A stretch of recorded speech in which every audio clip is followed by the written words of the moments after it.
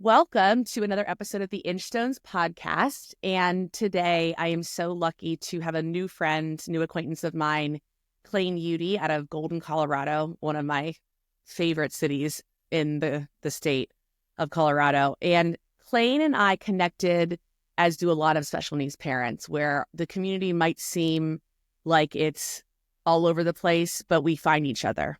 And so Clain and I connected. He is launching a book about his fatherhood journey as being an autism dad. And I would just love to have a conversation today about what led you to where you are right now, Clain, and a little bit more about your book and as your experience being an autism dad.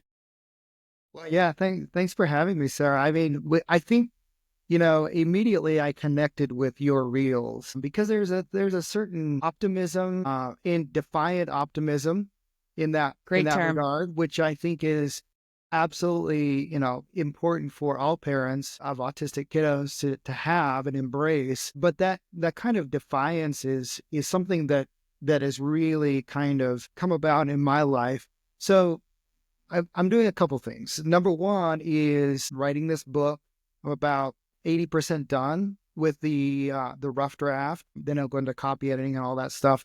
But really, it's broken into three parts. The first part is memoir, and that kind of gives the story of my transformation. Let's call it that, from starting out with a deficit mindset about autism, about my son, and then and then I'm kind of pivoting in a moment of time toward a strength-based mindset, which changed everything for us Mm-hmm. as a family, for Christian as a person. And then I also started an cause-based business, side business, let's call it, about 10 years ago called First Ascent.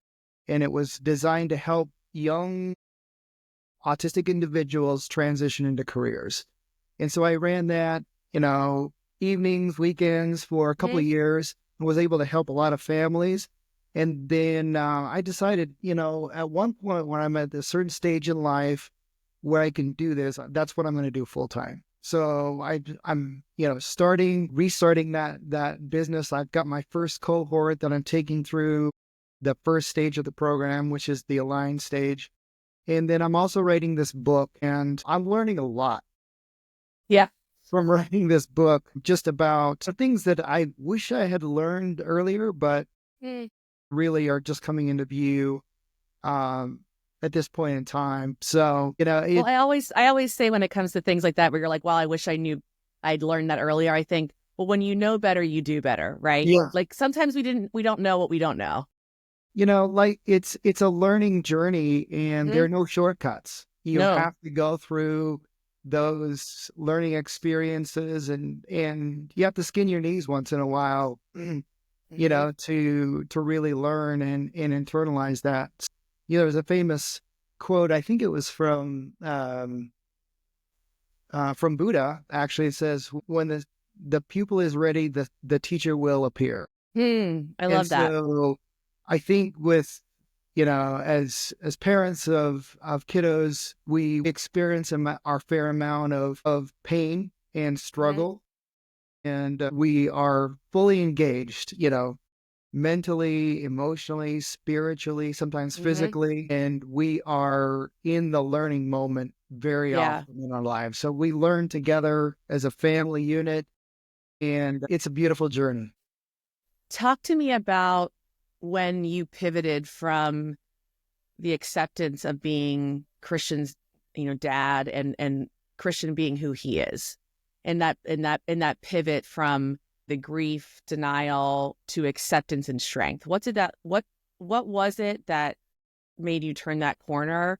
And do you feel like it was this recognizing in yourself, or was it your full acceptance about what was in front of you? That's a great question. It happened when Christian was around 12. And I've always been like super involved. From the get-go, I've been a very, very engaged parent. And, so I guess there's no difference between my role as a dad and Jennifer, my wife's role as a mom. We've been partnered, joined at the hip from the very beginning. So I never really experienced, any denial that would cause me to, dismiss myself. Disengage or dismiss, right? Yeah. So I was always like hyper engaged. Mm-hmm. And there was one incident. So when Christian was young, we were very much in this, you know, deficit mindset of we need to fix. More. Fix, fix, fix. Yeah. So yeah, we need to close the gap somehow on, Yes. where he is with neuronormal, I guess was Mm-hmm. what we would call it. And then, so we were looking for, this medical narrative that comes Mm-hmm. down to us that explains what autism is Mm-hmm. and is very much focused on finding deficit, Mm-hmm. finding disability, finding Mm-hmm. what's wrong. Mm-hmm. And they are in fix it mode. And that kind of Mm-hmm. puts that narrative translates down to us as parents and then Totally. eventually translates into our children too. Yes. So that was very much the mindset that we had. Obviously, we're full and loving parents, but we are in this deficit mindset. Like catch up mode, Catch up constant mode. catch up Yeah, let's mode. close the gap. Yep. Let's make things as close to normal and typical as we can. And then there's one incident that stands out for me. I used to be at every single event with Christian, like birthday parties, even like when they would have a play date, I would be Yeah. at the play date, Yeah. That's awesome. protecting, making sure that nothing went wrong, doing a little Just coaching. right. And teaching probably. I know that there's a lot of just that teaching and that redirection of those behaviors at first, I'm sure. Yeah, and that's an extremely stressful proposition to try to figure out, when do I insert myself? When do I correct other, kids or, and so I did a lot of volunteering. I would insert myself into these things under the guise of volunteering. So one time there was a scout camp, and this was in the high mountains of the Uinta Mountains in Utah, where I lived at the time. And I couldn't make it the first night, which was very rare because of my work. I couldn't be there. It was a multi-day thing. I Mhm. couldn't be there the first night. And I worried that something was going to go wrong, that, you know, that Yeah, just either there would be some ugly incident or like a fight or he would be ostracized or whatever. So I worried that entire night about what was going to happen as he spent the night alone. So I got off work the second night and I drove up to this scout campsite, and I came upon the scouts campsite, and there was a couple of tents full of, I could tell they were full of boys laughing, telling jokes. And there's a warm glow of the light in there from yeah. the lanterns or the flashlights or whatever. And they were having a good time. It was very warm. And I wondered whether Christian was in one of those tents. Yeah. Yeah, I turned out that I poked my head in the tent. I said, "Hey, is Christian here?" No, he's not here. Poked my head in the second tent. "Hey, is Christian here?" No, I think he's in that tent over there. So, um, I went and I saw the tent. It was dark. It was out in the pine trees. It was cold. It was isolated. It was summer, but it was very cold still Yep. because of the altitude.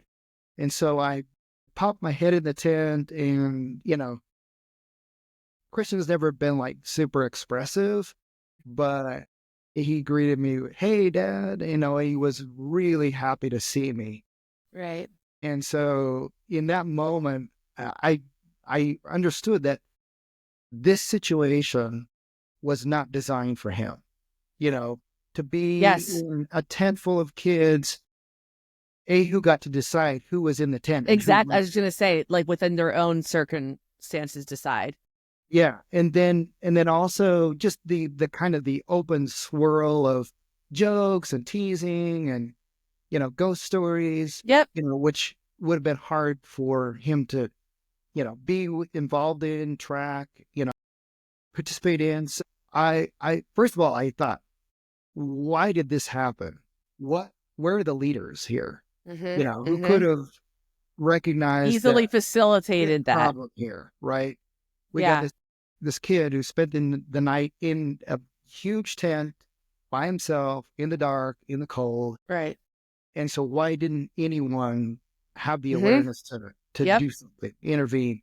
Yep. And then the second thought I had was, you know what? I cannot control what happens outside of outside of our home, Mm-hmm. but we can control that. And so Mm-hmm.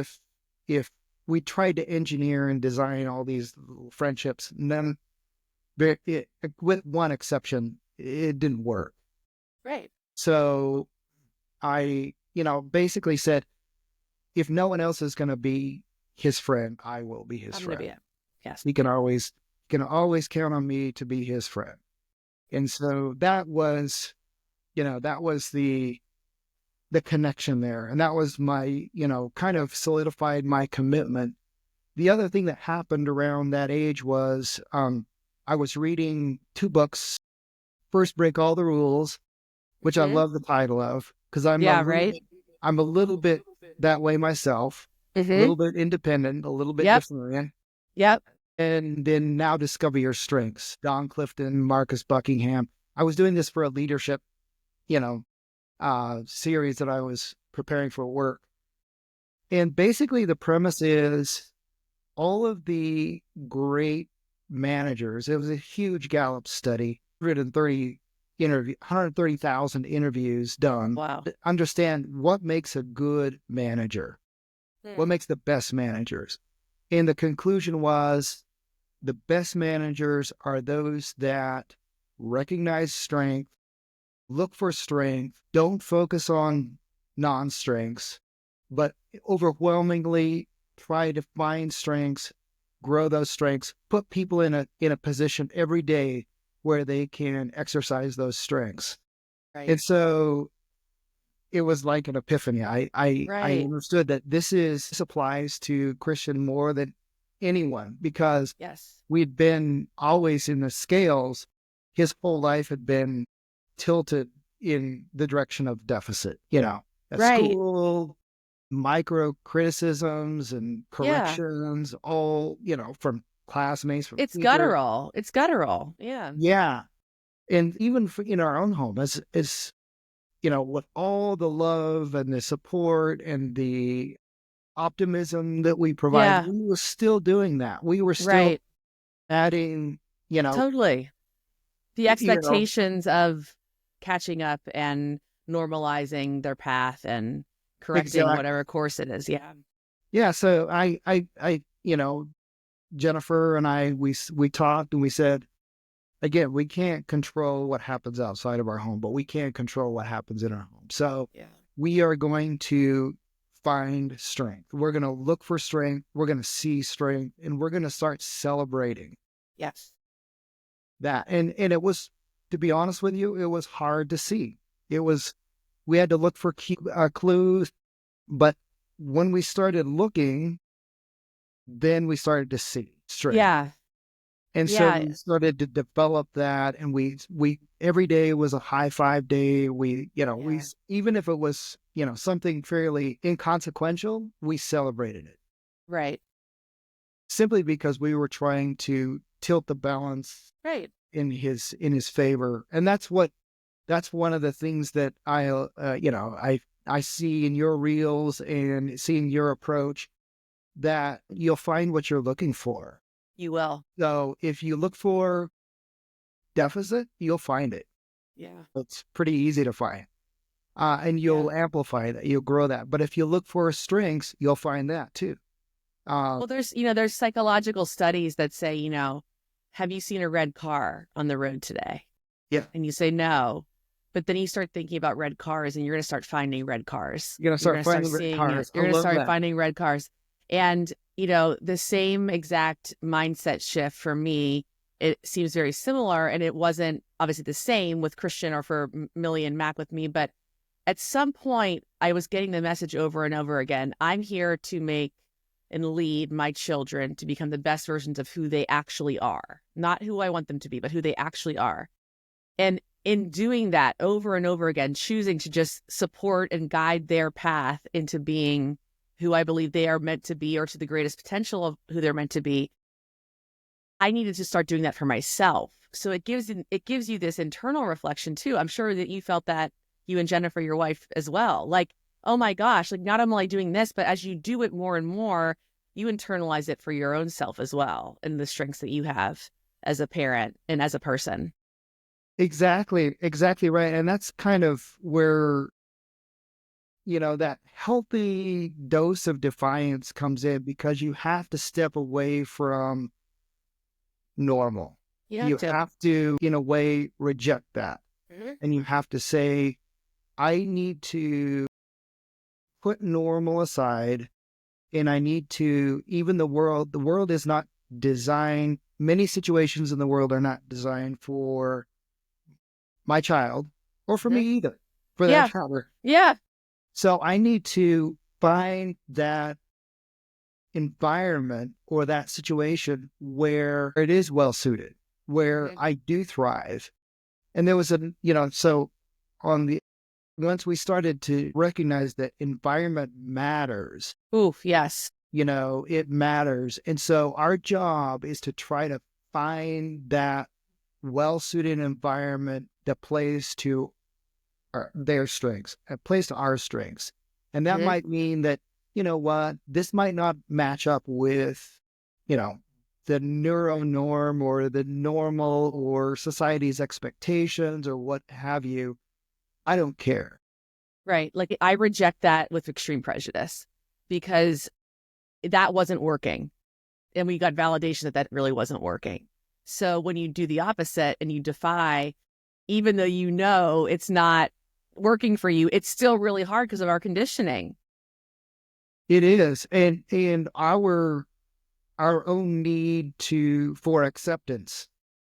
Yeah, And absolutely. you're at one point you have to just say, uh, you know, creating an environment, a situation where we can thrive and where our children can thrive more specifically, that is all that matters.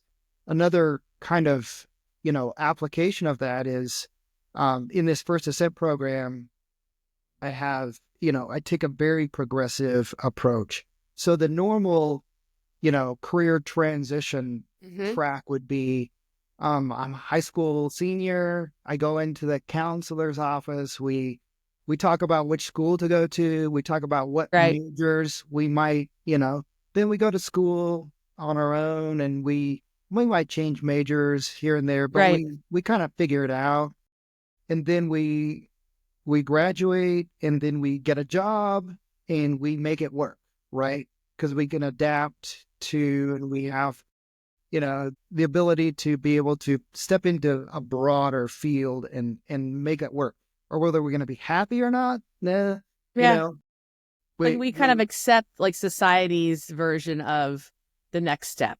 And we sort of say, exactly. okay, That's we're the model. adaptable to it. Yeah, it's the model. And I see everyone doing it. And okay, well, I guess this is It's the what we way we did do. it with our daughter. Yep. So just take that same playbook.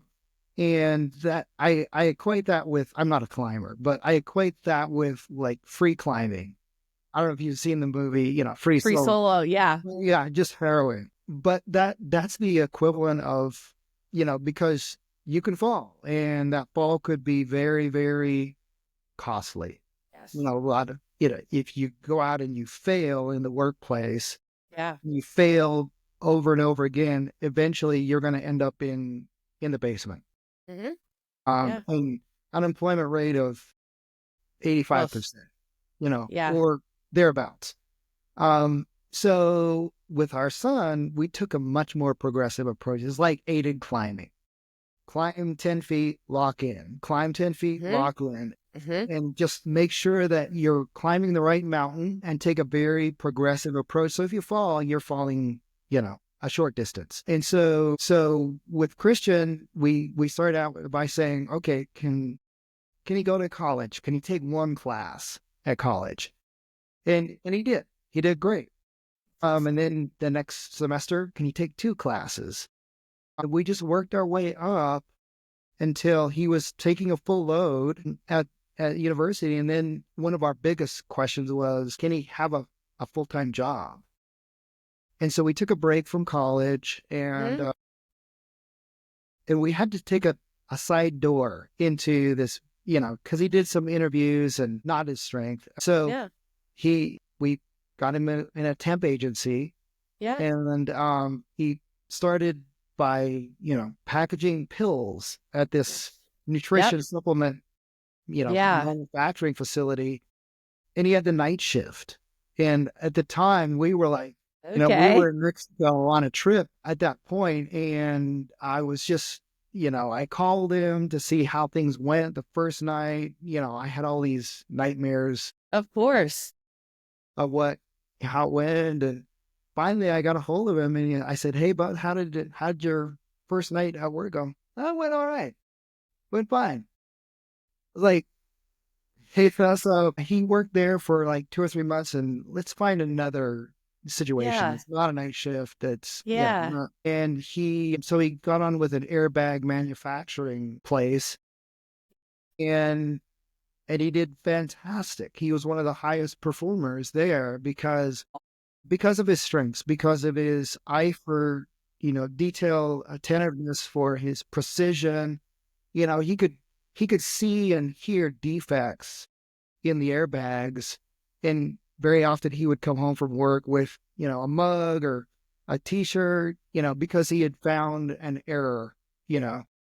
We're going to go a completely different route here, only because it's going to come back to what you just said about his ability to find these details and the precision. There's a man by the name of John Boyd, who was a fighter pilot in the United States Air Force, the developer, creator of the OODA loop, right? Which is orientation, observe, or decide and act, right?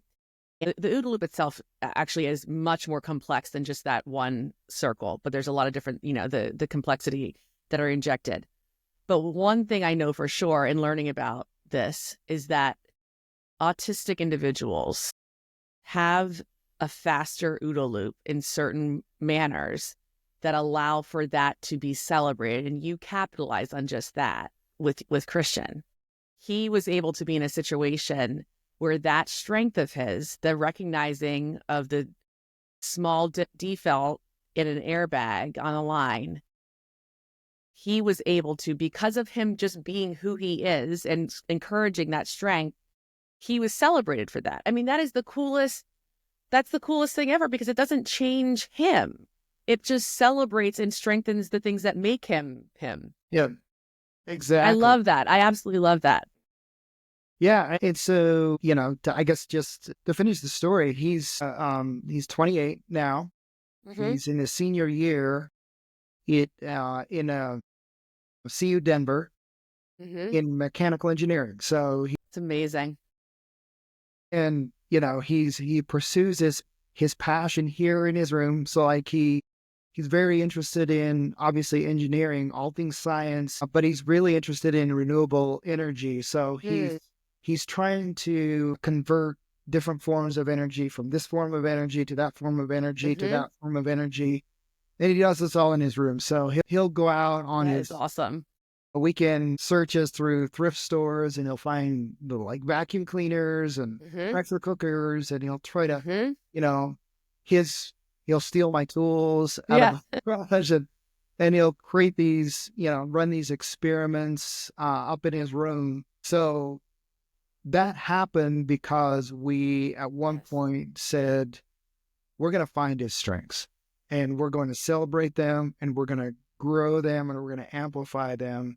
So going back to when he was 12, we started to looking for clues. We said, what does he pay attention to? What is he interested in? Cars, cars, cars, cars, all day long.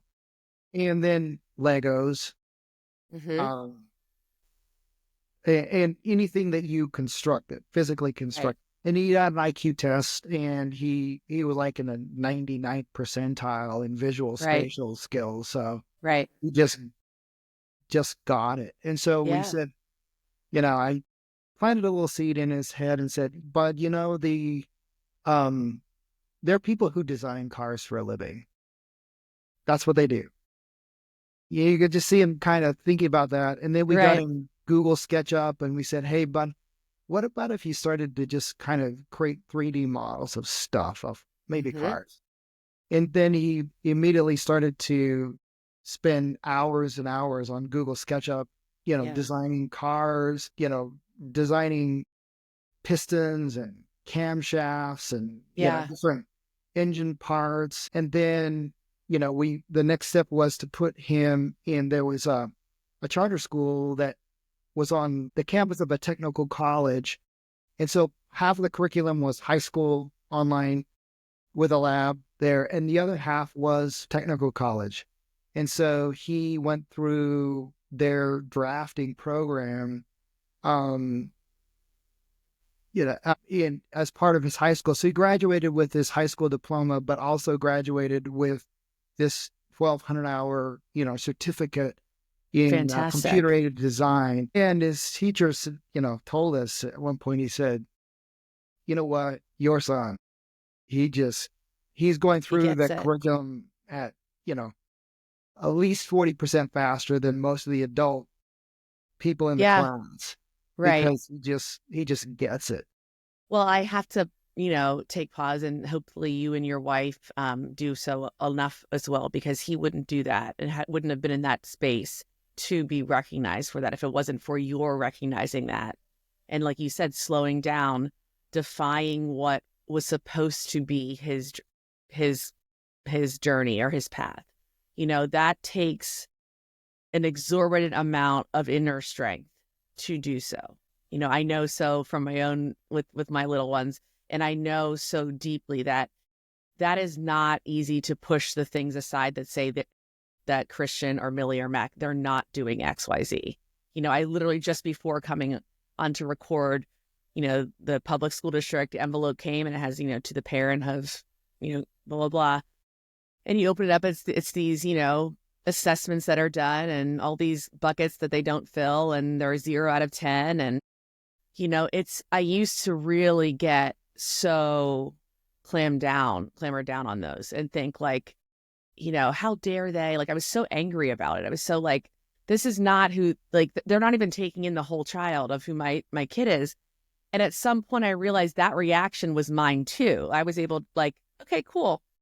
I don't judge my child off of those. And if someone who has a typical child does, that's great because that informs them of their child. That doesn't give me anything about Millie or Mac.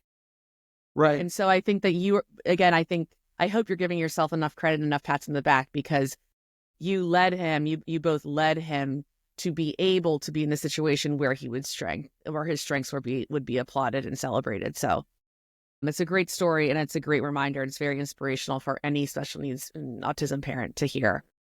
Yeah, I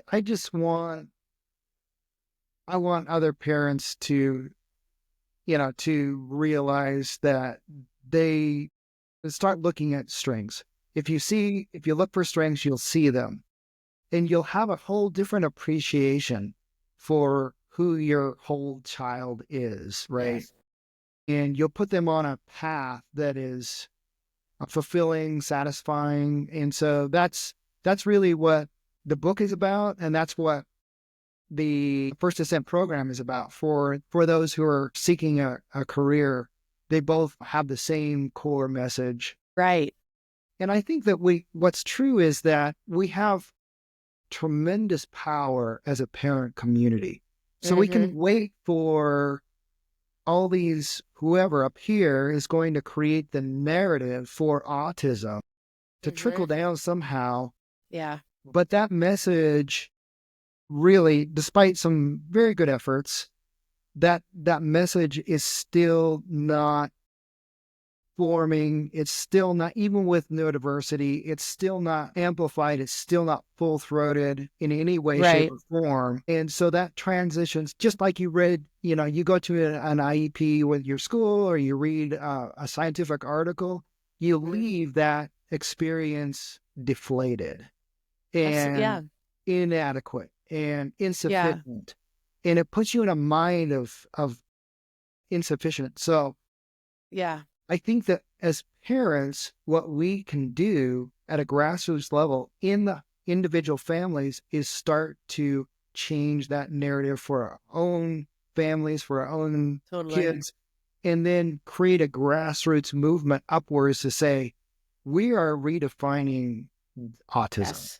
Yes. We're Yes. not accepting, the narrative that is out there in the world Right.